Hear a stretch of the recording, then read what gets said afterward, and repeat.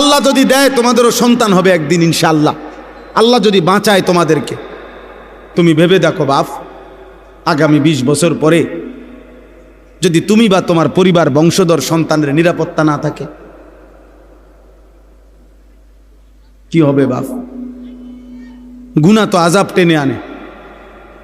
কোরআনুল কারীমে আছে কিনা, আল্লাহ এটা বারবার বলছি কিনা, আমাদের সমস্ত আযাব গজব দুনিয়াতে যা হয় কিসের কারণে? গরু ছাগলের গুনার কারণে। কার গুনাহ? কার গুনাহ বলেন না? মানুষের গুনাহ। বিমা কাসাবাত আইদিন নাস, মানুষের হাতের কামাই। বিমা কাসাবাত আইদিকুম, আল্লাহ বলছে তোমাদের হাতের কামাই। আমাদের গুনাহ না গরু ছাগলের গুনাহ? গরু ছাগলের তো কোনো গুনাহই নাই, কুকুর বিড়ালের তো কোনো গুনাহই নাই। আমাদের গুনাহ আমাদের উপরে আযাব আনবে। নবীজি বলছে তোমাদের গুনাহ তোমাদের উপরে আগুনের বৃষ্টি আনবে। খোদার কসম হাদিস। তোমাদের গুনাহ তোমাদের জন্য ভূমিকম্প টেনে আনবে। তোমাদের গুনাহ তোমাদের মাটি ধসায় দিবে। তোমাদের গুনাহ তোমাদের চেহারা বিকৃত করে দেবে। তোমাদের গুনাহ তোমাদের উপরে পাথরের বৃষ্টি বর্ষণ হবে। হ্যাঁ, ফারতাকিবু ইনদা যালিকা রিহান হামরা ওয়া জালজালাতান ওয়া খাসফান ওয়া মাসখান ওয়া কাযফান। আল্লাহ নবী সাল্লাল্লাহু আলাইহি সাল্লাম বলছে কিয়ামতের পূর্ব মুহূর্তে আগুনের লাল বৃষ্টি হবে, জালজালাতান ভূমিকম্প হবে, খাসফান ভূমি ধসিয়ে দেওয়া হবে, মাসখান চেহারা বিকৃত করা হবে, কাযফান পাথরের বৃষ্টি বর্ষণ হবে। ওয়া আয়াতিন তাতাবাউ কানিজামিন কুতিয়া সিলকুহু।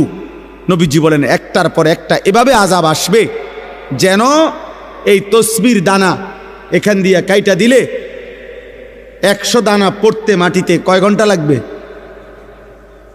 আল্লাহর নবী খোদার কসম এবং উদাহরণ দিয়ে বলছে কানিজামিন কুতিয়া সিলকুহু, যেমন তসবির দানা মালা যেমন কেটে ফেললে সব ফুল পড়ে যায়, মালা বানাইলে সব দানা পড়ে যায় একটার পর একটা। যদি 10 মিনিট বৃষ্টি হয় তাহলে বৃষ্টির ফোঁটা যে জমিনে পড়ে এক এক ফোঁটার মাঝখানে ব্যবধান কয় মিনিট? বোঝেন নাই কথা? বৃষ্টির ফোঁটা পড়ে যে এক ফোঁটা পড়ার কয় মিনিট পরে আরেক ফোঁটা পড়ে? অনবরত অনবরত অনবরত কিনা? না ব্যবধান আছে? ব্যবধান। আল্লাহ নবী বলছে কাওয়ামামাকিল কাতর, তোমাদের উপরে মুসিবত আসবে বৃষ্টির পানির ফোঁটার মতো, তসবির দানা ছিঁড়ে ফেলার মতো। কাকিতাইল লাইলিল মুজলিম, এগুলো সব কিয়ামতের পূর্বের কথা। এটি হয়ে গেছে এই যে কথা না, নূহ নবীর জমানার কথা বলে না। নবীজি বলছে অন্ধকার অমাবস্যার রাত্রির মতো তোমাদের উপরে মুসিবত আসবে, কিছুই খুঁজা পাইবা না। কি করা উচিত? আল্লাহর নবী বলছে ইউসবিহুর রাজুলু মুমিনান ওয়া ইউমসি কাফিরান, সকালবেলা থাকবা মুমিন, সন্ধ্যা হয়ে যাবা কাফের। সন্ধ্যায় ছিলা মুমিন, সকালে হয়ে যাবা কাফের। আল্লাহর নবী সাল্লাল্লাহু আলাইহি সাল্লাম এক সাহাবী হুযাইফাকে বলছিলেন, হুযাইফা যদি কোনোদিন আল্লাহর পথে চলতে গিয়ে কাউকে খুঁজে না পাও তাহলে একা গাছের শিকড় গোড়ালি কামড়াইয়া ধরা একা হলেও দ্বীনের উপরে থাইকো। ওয়ালাউ আন তাআদ্দা বিআসলি শাজারাতিন হাত্তা ইউদরিকাকাল মাউত ওয়া আনতা আলা যালিক। মৃত্যু পর্যন্ত আমি অনুরোধ করলাম, আমরা বলার চেষ্টা করছি, আমরা তোমাকে বুঝাইবার চেষ্টা করছি। আপনারা যারা বাবা আছেন, অভিভাবক আছেন, আপনারা আপনাদের ছেলের প্রতি যত্নবান হন। কাঠ পালং আর সোফার ফার্নিচার, বিল্ডিং আর ইট, টাইলস আর বাথরুম নিয়া এত ব্যস্ত হইয়েন না। 1000 বছর যাবত, লাখো বছর মানুষ টাইলস ছাড়াও ঘুমাইছে বাপ, ইমান ছাড়া যেন না ঘুমায়। মাটির বিছানায়ও ঘুমাইলে কিছু হয় না রে বাপ, কিন্তু সেজদা ছাড়া ঘুমাইলে বিপদ হবে রে বাপ। আপনার ছেলে যদি মাটির বিছানায়ও ঘুমাইতো অসুবিধা হতো না, যদি ফজরের নামাজ পড়তো। আর লাখ টাকার যদি পালঙ্কেও ঘুমায় অথচ ফজরের নামাজ পড়ে নাই তো বিপদ হবে আপনারও, আপনার ছেলেরও, মেয়েরও, স্ত্রীরও। অতএব দয়া করে দুই কথা বললাম। এক, প্রিয় ভাই তোমরা মনে রাখো বাবা, যদি আগামীর পৃথিবী নিরাপত্তা, আমাদের জানমালের নিরাপত্তা হতে হয়, আমাদের আল্লাহর সাথে সম্পর্ক ছাড়া হবে না। শুধু বাংলাদেশের একটা দল দুইটা দল নিয়ে ভাবলে হবে না, সারা পৃথিবীর দিকে খেয়াল রাখতে হবে। সারা পৃথিবীর শক্তি যেই কোনো মুহূর্তে পৃথিবীর যেই কোনো অঞ্চলের মুসলমানদের উপরে আক্রমণ করার জন্য প্রস্তুত। আর একবার শুরু করলে আরেকবার ঘুরে দাঁড়াইতে কষ্ট হয়ে যাবে। আজকে ৭৬ বছর যাবৎ ফিলিস্তিনের মুসলমান, এটা হলো ঐতিহাসিক তথ্য। আজকে ৬১ বছর যাবৎ রোহিঙ্গা মুসলমানরা বার্মার বৌদ্ধ কাফেরদের হাতে রক্ত দিচ্ছে। একদিন না, একদিন না, একদিন। আজকে ৭৬ বছর যাবৎ কাশ্মীরের মুসলমান ইন্ডিয়ার বেঈমানদের হাতে রক্ত দিচ্ছে। একদিন না দোস্ত। এই জন্য একবার কাটিয়ে ফিরে গেলে আরেকবার সোজা হইয়া দাঁড়াইতে অনেক সময় লাগবে, অনেক সময় লাগবে, অনেক সময়। এই জন্য এটা একটা বিষয়। আগামী প্রজন্ম নিরাপদ থাকতে হলে তোমরা নামাজ পড়তে হবে। আমার একটা কথা, একটা ছেলে কল্পনা করো, মনে করেন সবাই ভাবেন তো যে এইখানে মনে করেন যদি 10,000 সাহাবী মদিনার কল্পনা করেন নবীজির যুগটা, একটা মিনিট মনে মনে ভাবেন তো আপনারা যে আমাদের নবী সাল্লাল্লাহু আলাইহি সাল্লামের জামানায় মনে করেন 10,000 সাহাবী নবীজির সামনে বসা। কয় হাজার? তো নবীজি তাদের সামনে বসা, এটা হিসাব ধরেন তো 10,000 সাহাবীর মধ্যে গুনলে, মানে 1 2 3 4 5 6 7 8 করে গুনলে তো একজন হবে 1, আরেকজন হবে 10,000, হবে না? মানে সংখ্যা হবে কিনা এরকম কথা বলে না। কিন্তু প্রশ্ন হলো এখন আমার যে এবার আমরা কল্পনা করেন তো 1 নম্বর জন মনে করেন সামনে বইছে, আর 10,000 নাম্বার যার সিরিয়ালে উনি মনে করেন একদম পিছনে। তো এই 10,000 সাহাবীর সামনে কল্পনা করেন যে ফজরের নামাজ পড়তো কয়জন, কয় পার্সেন্ট? কথা বুঝছেননি আমার? 5 ওয়াক্ত নামাজ পড়তো কয় পার্সেন্ট? কথা বলে না। হারাম থেকে বেঁচে থাকতো কয় পার্সেন্ট? হালালের উপরে চলতো কয় পার্সেন্ট? হ্যাঁ, তো বিজয় তাদের হবে না, তো আমগুনি হবে। এবার আমরা এখানে হিসাব করি, এখানে আমরা যদি 1000 মানুষ হই তো এবার আমাদের হিসাব করেন, গুনেন, আমরা গুনেন ফজরের নামাজ কয় পার্সেন্ট? মোবাইলে নারী দেখে না, ছবি দেখে না, উলঙ্গ দৃশ্য দেখে না, আমি জানি। 16 বছরের ছেলের হালাত কি, 14 বছরের ছেলের হালাত কি, ক্লাস 9-এর ছেলের হালাত কি। অসংখ্য যুবক, নওজোয়ান কিশোর মৌলানা সাহেব জিনা করতে করতে ক্লান্ত হয়ে গেছে, বেবিচার করতে করতে ক্লান্ত হয়ে গেছে।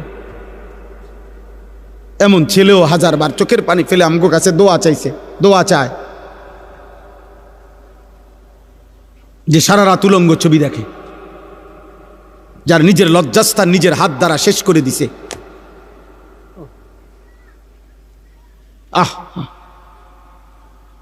কোন মানুষের শরীরের স্বাস্থ্য, শক্তি, শৌর্য সবকিছুই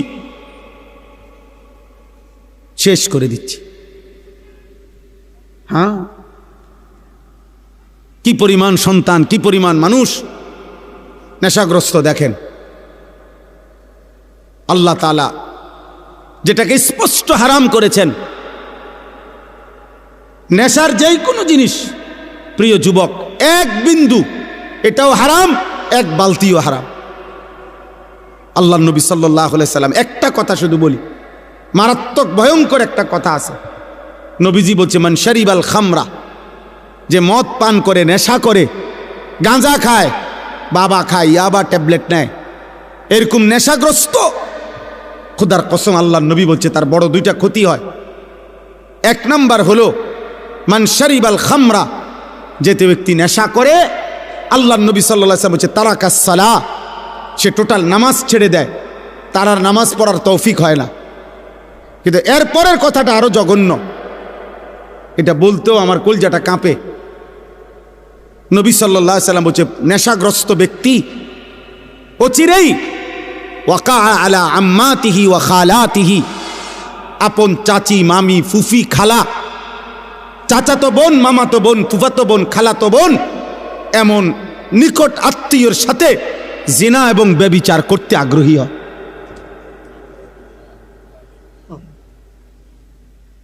আল্লাহর কসম নবী বলছে। এজন্য যে নেশাখোর ওই জেনাখোর, যে নেশা করে সে জেনাও করে, যে জিনা করে সে নেশাও করে। হ্যাঁ, যেখানে গান বাদ্য হয় সেখানে জিনা ব্যভিচারও হয়, যেখানে জিনা ব্যভিচার হয় সেখানে গান বাদ্য হয়। এই তিন জিনিস একসাথে, নেশা, নারী, গান একসাথে, এক প্যাকেজ, এক প্যাকেজ। যেখানে মদের আড্ডা সেখানে গানেরও আড্ডা, নারীরও আড্ডা, যেখানে নারীর আড্ডা সেখানে মদেরও আড্ডা, গানেরও আড্ডা। আল্লাহ আমাদেরকে হেফাজত করেন, আল্লাহ আমাদেরকে হেফাজত করেন। এজন্য প্রিয় ছেলেরা, আমার এই শেষ তর্জমাটা শুনেন, আমার কথা শেষ। আল্লাহ তাআলা বলেন, ওয়ালাকাদ খালাকনাল ইনসানা, আল্লাহ আমাদেরকে আমাদের মৃত্যুর কথা মনে করায় দেওয়ার জন্য, মৃত্যুর কথা আল্লাহ কয়েকটা কথা বলছে। এক নম্বর, আল্লাহ বলে, শোনো, আমি আল্লাহই প্রত্যেকটা মানুষকে সৃষ্টি করেছি। এক, ওয়া না'লামু মা তুওয়াসবিসু বিহি নাফসু, আল্লাহ তাআলা বলে প্রত্যেকের অন্তরের গভীরে যত গুনাহের কুমন্ত্রণা, গুনাহের আগ্রহ আমি আল্লাহ জানি, লুকাইতে পারবা না আমার। আল্লাহ থেকে লুকানো সম্ভব? কথা বলেন না, উঠাউঠি করেন না। আর 5টা মিনিট শেষ, আমার তর্জমা বললেই শেষ। দোয়া করে যাও ভাই, ছেলেরা কষ্ট করছো, দোয়া করো, দোয়া করে যাও। এরপরে ওয়া নাহনু আকরাবু ইলাইহি মিন হাবলিল ওয়ারিদ, আল্লাহ বলে যেই রগগুলোর মাধ্যমে, শিরা উপশিরার মাধ্যমে শরীরের ভিতরে সারা দেহে রক্ত সঞ্চালন হয়, আমি আল্লাহ তোমার ওই রগ রেশা শিরা উপশিরার চাইতেও কাছে। এই 3টা জিনিস প্রথম আল্লাহ বলছে। 1, আমি তোমাকে বানিয়েছি। 2, তোমার অন্তরের গভীরে যা আছে, যা মনে হয় দিলের ভিতরে, আমি তা জানি। 3, আমার আল্লাহ বলেন তোমার গর্দান সহ সারা দেহের রগ রেশা শিরা উপশিরার চাইতেও আমি কাছে। 4, ইজিয়াতালাক্কাল মুতালাক্কিয়ানে আনিল ইয়ামিনে ওয়া আনিশ শিমালি কাঈদ, আল্লাহ বলে তোমার ডানে বামে 24 ঘন্টা আমার 2 জন ফেরেশতা মোতায়েন আছে। তুমি আড়াল করবা কেমনে, লুকাইবা কার কাছে? 5, মা ইয়ালফিজু মিন কাউলিন ইল্লা লাদাইহি রাকিবুন আতীদ, আল্লাহ বলে তোমার জবান দিয়ে ভালো কিংবা মন্দ যা কিছু উচ্চারণ হয়, জিকির হোক, গালি হোক, ভালো হোক, মন্দ হোক, আল্লাহ তাআলা বলেন আমার একজন তৎপর চৌকান্না, একজন ফেরেশতা আলাদা তোমার জবানের প্রতিটা উচ্চারণ লিখে রাখছে। আলাদা আরেকটা ফাইল হইতেছে। এই 5টা কথা আল্লাহ বলছে যে বান্দা, 1 হলো আমি তোমাকে সৃষ্টি করেছি। 2, তোমার অন্তরের শেষ কোণায় ভিতরে যা আছে আমি তাও জানি। 3, এই মাশাআল্লাহ দেখেন, একটা মজার বিষয় হলো এই অনুভূতি জাগলে ভালো। এই যে ওই ছেলে মোবাইল ছবি উড়াইতে চাইছিল, আরো 3-4 জন একসাথে ধমক দিছেন, তার মানে ওনারা এতক্ষণের জন্য হইলেও বুঝছেন যে এটা হুজুর পছন্দ করে না। মাশাআল্লাহ, আল্লাহ আপনার ঘরে বরকত দান করে। সবাই একটু একটু করে কইলেও হবে, সবাই একটু একটু করে বললে হইতো। বাপ যদি চোখের 1 ফোঁটা পানি ফেলেও যদি ছেলেটাকে বলতো, বাপ তোরে কষ্ট করছে, আমি ছোট্টবেলার থেকে বাপ আদর করে করে বড় করছি রে বাপ, তুমি আমার আল্লাহর নাফরমানি করো না বাপ, তুমি নামাজ পড়ো। একজন স্বামী ইচ্ছা করলে প্রয়োজনে স্ত্রীর কাছে 1 ফোঁটা চোখের পানি ফেলেন, ফেলে বলেন, বিবি তোমারে আমি অনেক ভালোবাসি, তুমি আল্লাহর ওয়াস্তে বেপর্দা হইও না, তুমি বেনামাজি থাইকো না রে। নিয়ত করো, চলো আমরা দুইজনে একসাথে নামাজ পড়ে যেন আখিরাত আমরা দুইজনেই জান্নাতি হই। হাদিসের মধ্যে আছে, জান্নাতি বান্দাকে যদি, আরে মিয়া 70,000 না, যদি 70 কোটি জান্নাতের হুরও দেওয়া হয়, তারপরেও দুনিয়ার স্ত্রী যদি জান্নাতি হইতে পারে, খোদার কসম ওই স্বামীর জন্য দুনিয়ার স্ত্রীর তৃপ্তির চাইতে, সুখের চাইতে 70 কোটি হুরের সুখ বেশি হবে না, হালাল স্ত্রী যতটা আনন্দময় হবে। হ্যাঁ, কারণ সে যুদ্ধ করে কষ্ট সহ্য করে জান্নাতি হইছে, আর হুর তো জান্নাতেই তৈরি হয়েছে। এই জন্য 70 কোটি না, 70,000 কোটি হুরের চাইতেও দুনিয়ার স্ত্রী দাম যদি সে জান্নাতি হয়। আল্লাহ কোরআনে বলছে, উদখুলুল জান্নাতা আনতুম ওয়া আজওয়াজুকুম তুহবারুন। বাহ, আল্লাহ বলছে জান্নাতে, হাসরের ময়দানে আল্লাহ বলবে, তোমরা তোমাদের স্ত্রী যাদের নেককার, তোমরা তোমাদের বিবিদেরকে সাথে নিয়ে তোমরা হাসতে হাসতে উদখুলুল জান্নাহ, জান্নাতে ঢোকো, জান্নাতে ঢোকো। এক লগেই তো ঢুকতে দিছিল, স্বামী স্ত্রীরা এক লগেই তো দিছিল, ইয়া আদাম উসকুন আনতা ওয়া যাওজুকাল জান্নাহ, এক লগেই তো থাকতে দিছিল। আদম এবং হাওয়া এক লগে থাকতে দিছিল না? হ্যাঁ, বুঝা গেল স্বামী স্ত্রী নেককার হলে এই মজাটাই আলাদা, এই জান্নাতটাই আলাদা। আল্লাহ আমাদেরকে তৌফিক দান করেন। ওয়াজাআত সাকরাতুল মাউত বিল হক। আল্লাহ বলেন, এই দেখেন শেষ কথাটা বোঝেন। আল্লাহ বলে, বান্দা তোমাকে আমি বানিয়েছি, আমি তোমার ভিতরেরটাও জানি, আমি তোমার শিরা উপশিরা রগ রেশারও কাছাকাছি। আমার 2জন ফেরেশতা তোমার ডানে বামে, আমার আরেকজন ফেরেশতা তোমার জবানের সব লিখে রাখে। এই ব্যবস্থাপনার এই বেষ্টনীর ভেতরেই একদিন ভালো করো আর মন্দ করো, কাজে লাগাও আর নষ্ট করো, এই অবস্থায় একদিন সত্য সত্য তোমার মৃত্যু যন্ত্রণা শুরু হয়ে যাবে আর তোমার মৃত্যু হয়ে যাবে। যালিকা মা কুনতা মিনহু তাহিদ, যেই মৃত্যু থেকে তুমি পলায়ন করতে চেয়েছিলে, যেই মরণ তুমি চাও নাই কোনোদিন, তুমি না চাইলেও সেই মরণ একদিন চলেই আসবে। আসবে তো? কথা বলেন না? অতএব আপনি বুদ্ধিমান হন আর বেকুবন, চালাক হন আর বোকা হন, আপনি মরে যাবেন। আপনি হাসেন কিংবা কাঁদেন, মরে যাবেন। সুখে থাকেন কিংবা দুঃখে থাকেন, মরে যাবেন। 3 বেলা খানা খান আর উপাস থাকেন, মরে যাবে।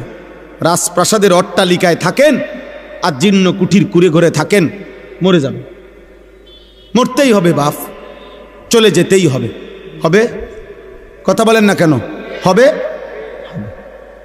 হবে। অতএব দোস্ত, আল্লাহ এটাই বলছেন, বান্দা খামখেয়ালি করো না। অনুফিখা ফিস সূর যালিকা ইয়াউমুল ওয়াঈদ। আল্লাহ তাআলা বলেন, ইসরাফিল ফু দিবে আর হাসরের মাঠ কায়েম হবে। আর হাসরের মাঠই ইয়াউমুল ওয়াঈদ, যেই মাঠের যেই দিনের ব্যাপারে তোমাদেরকে ভয় দেখানো হয়েছিল যে আখিরাতের হাসরের আযাব বড় কঠিন, সেটা কায়েম হবে। ওয়াজাআত কুল্লু নাফসিম মাআহা সাইকুম ওয়া শাহীদ। আল্লাহ বলেন, প্রত্যেকটি মানুষকে 2জন ফেরেশতা হাসরের ময়দানে নিয়ে আসবে। 2 কাঁধের 2 ফেরেশতা, একজন পিছনে থাইকা সামনে আগাইতে থাকবে তাকে, যে আগে বারো আমি পিছনে আছি, আর আরেকজন আমল নামার ফাইলটা হাতে রাইখা তার সাথে সাথে থাকবে। সাইক যিনি, উনি পিছনে থাকবে। শাহিদ যিনি, উনি আমল নামাটা হাতে নিয়ে আল্লাহর সামনে এই ব্যক্তির ব্যাপারে সাক্ষ্য দিবে। আপনি বাইকবেন কোথায়? গাড়টা চাইয়া একটা চটকোনা দিব ফেরেশতা দেব, বাচ্চার ভূত কই যাও? হ্যাঁ, বাঘও কই? পিছনেও একজন আছে, সাথেও আমি আছি, কই যাবা? আসো, হাসরের ময়দানে আসো। ইয়াউমা ইদিন ইয়াসদুরুন নাসু আশতাতা লিইউরাউ আমালাহুম। আসো, আমলনামা দেখতে আসো। এখন দেখবা, এখন দেখবা ফিডা কারে কয়। এখন দেখবা লাথি কারে কয়, এখন দেখবা নারীর মজা, এখন বুঝবা জিনার মজা, এখন বুঝবা নেশার বোতলের মজা, এখন বুঝবা এক এক লাথি দিয়ে দিয়া যখন জাহান্নামে ফেলবে। হ্যাঁ হ্যাঁ, আমি মজাক করে বলছি, লাথি দিয়ে দিয়ে জাহান্নামে ফেলবে। জাহান্নামে কোনো জাহান্নামীকে হাঁটাইয়া নেওয়া হবে না, লাথি দিয়ে দিয়ে নেওয়া, ধাক্কা দিতে দিতে নেওয়া হবে। কোনো জাহান্নামী স্বাভাবিক হেঁটে জাহান্নামেও যেতে পারবে না, লাথি দিতে দিতে নিবে, ধাক্কা দিতে দিতে। খুজুহু ফাগুল্লু সুম্মাল জাহিমা সাল্লু। সর্বশেষ আল্লাহ বলেন, লাকাদ কুনতা ফি গাফলাতিন মিন হাদা, বান্দা এই মৃত্যু থেকে তুমি পলায়ন করেছিলে, গাফেল ছিলে, তুমি মনে করছিলে তুমি মরতা না। ফাকাশাফনা আনকা গিতাআকা ফাবাসারুকা আল-ইয়াওমা হাদীদ। মৃত্যুর মাধ্যমে, কথাটা এটা বোঝেন, এটার অর্থটাই সংক্ষেপে, মানে কোনো ব্যক্তি মৃত্যুবরণ করে মানে হলো তার চোখটা বন্ধ হয়।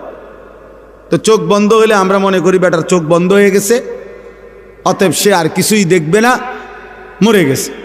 আল্লাহ বলে, না বান্দা, চোখ বন্ধ করলে বাহ্যিক দৃষ্টিতে তুমি দেখছো মরা গেছে, এই দুনিয়া আমি বন্ধ করে দিছি আর কি, কিন্তু এইবার কবরে নিয়া আমি আল্লাহ এই চোখের এই পর্দা সরাইয়া দেব।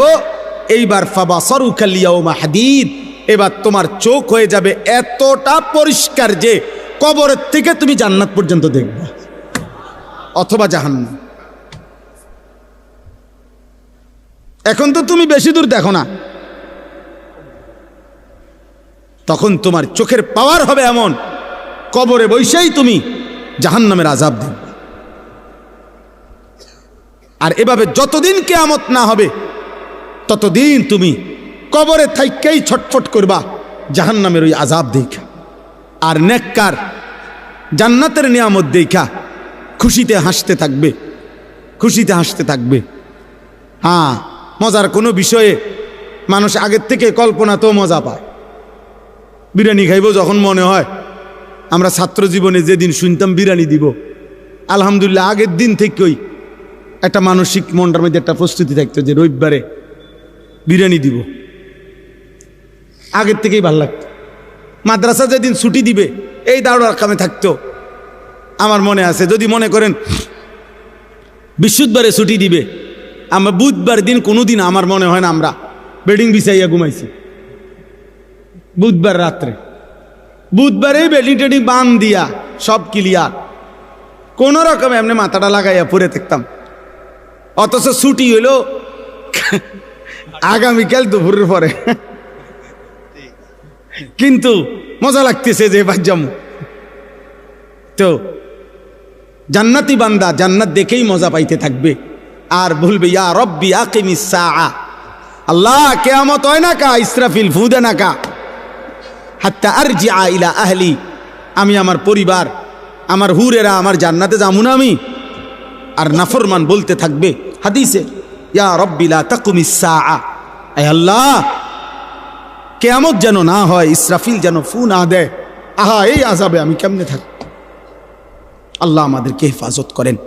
অতএব প্রিয় ভাই, একটা একটা ছেলেকে অনুরোধ করছি, দোস্ত আমি অনেকক্ষণ বললাম, ছেলেরা আমার, একটা একটা ছেলেকে অনুরোধ করলাম, নষ্ট হইও না, নষ্ট হইও না, নারীর ফান্দে জীবন শেষ করে দিও না, মোবাইলটার দিয়া জীবনটা নষ্ট করে দিও না, একটা মোটর সাইকেলের জন্য এমন সুন্দর একটা যুবক নষ্ট হয়ে যায়ও না, 12,000 14,000 টাকার একটা মোবাইলের কাছে এমন একটা হায়াত, এমন একটা জীবন চরিত্রহীন বানায় দিও না, বরং জীবনটা সুন্দর করার চেষ্টা করেন।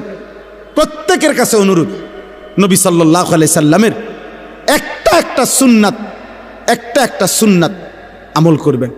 আল্লাহ তাআলা আমাদেরকে তৌফিক দান করেন। আল্লাহর কথার উপরে সামান্যতম তুচ্ছতাচ্ছিল্য করা, এটা কুফরি, কুফরি, ডাইরেক্ট কুফরি। ইস্তেহজা কুফরি, মানে ঠাট্টা করা, তুচ্ছতাচ্ছিল্য করা, কোনো কথা দ্বারা, শব্দ, আচরণ, উচ্চারণ দ্বারা। প্রিয় ভাই, একটা হলো আমল না করা, আর একটা হলো অবজ্ঞা করা। দাড়ি না রাখা এটা কবিরা গুনাহ, কিন্তু অবজ্ঞা করা, টিটকারি করা, বিদ্রুপ করা কুফরি। এটা জরুরি কথা, কিন্তু এজন্য ফাইজলামি সবখানে না, মস্কারি সব জায়গায় না। তুমি না শুনলে কোনো সমস্যা নাই, আমি তো আগেই বললাম, কিন্তু আল্লাহর কথা শতভাগ মনোযোগ দিয়ে শুনতে হয়। কোরআনুল কারীমের মধ্যে বারবার আল্লাহ তাআলা এই কথাটা বলছেন, ফাসতামিউ লাহু ওয়া আনসিতু।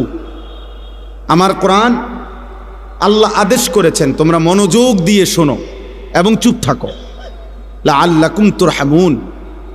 আল্লাহ তাআলা বলেন যদি মনোযোগ দিয়ে শোনো, চুপ থাকো, আমি আল্লাহ ওয়াদা করলাম অবশ্যই তোমাদের উপরে রহমত বর্ষিত হবে। এই সরাসরি আল্লাহর ওয়াদা। এজন্য যে আল্লাহর কথা মনোযোগ দিয়ে শুনবে, চুপ থেকে শুনবে, আল্লাহ তার উপরে রহমত বর্ষণ করবে। রহমত বর্ষণ করবে মানে কি? তাফসিরে রুহুল মাআনিতে আছে তৌফিকুত তাআ, ইউওয়াফিকুহুত তাআ।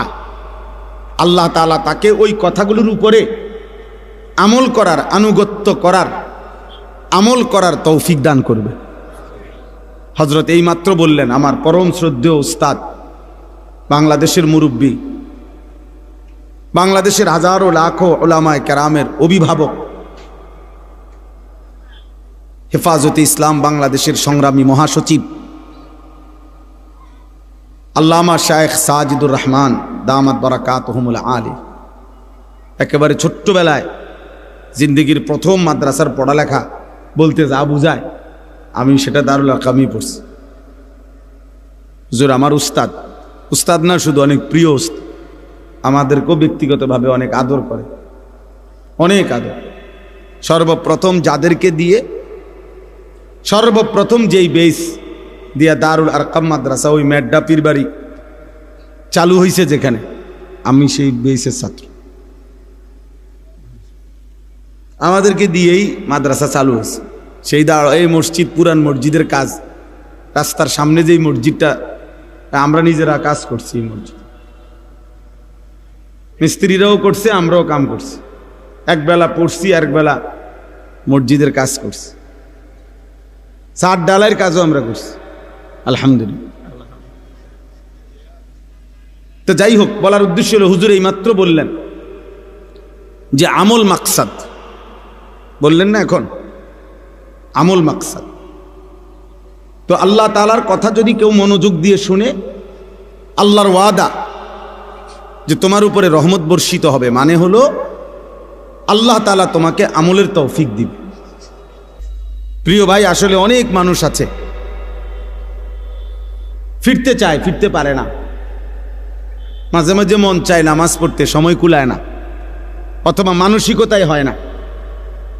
অনেকের আছে অনেক গুনাহ ছেড়ে দিতে মন চায়, কিন্তু কে যেন তারে ফিরায় রাখে। তাহলে আল্লাহ তাআলা কাউকে ইবাদতের তৌফিক দেওয়া, এটা আল্লাহর নিয়ামত, এটা আল্লাহর নিয়ামত। এই জন্য আল্লাহর কথা মনোযোগ দিয়ে শুনতে হবে, আজকে না সব সময়। প্রিয় ছেলেরা, কিশোর নওজোয়ান ভাই, মহব্বত করেই আসছো, আমরা বুঝি, ভালোবেসেই আসছো। তো মনে করো আমারে মহব্বত করে আসছো, তো এটার মাকসাদ কি? যে উনি কোরআন সুন্নাহর কিছু কথা বলবে, এগুলো আমি শুনবো, এই নিয়তেই আসছো। তাহলে আয়সা যদি তামসা করো, তাহলে আসলা কেন ভাই? আয়সা যদি তুমি মোবাইল নিয়েই ব্যস্ত থাকো, তো আসলা কেন ভাইয়া? আয়সা যদি তুমি বুট বাদামি খাও, তো আসলা কেন? বুট বাদাম কি পৃথিবীতে আর কখনো মিলবে না? বুট বাদাম কি বেচা কিনা আজকেই শেষ? কথা বলেন না? তাইলে শুধু শুধু এটা তো একটা ম্যাজিক না যে সার্কাস দেখাইলাম, আমি আইলাম, আমরা দেখলেন, এটা তো কোনো কথা না বাপ। আমি এই জন্যই বললাম, দয়া করে সমস্ত ছেলে বাবা সবার কাছে অনুরোধ, আল্লাহর কথা মনোযোগ দিয়ে শুনতে হবে। চোখের দিকে তাকাইয়া শুনলে বরকত, চোখের দিকে তাকায়। হাদিসে স্পষ্ট আছে, সাহাবায়ে কেরাম এভাবে আল্লাহর নবীর কথা শুনতেন যেন তাদের গর্দান থেকে মাথাটা আলগা করে রাখছে।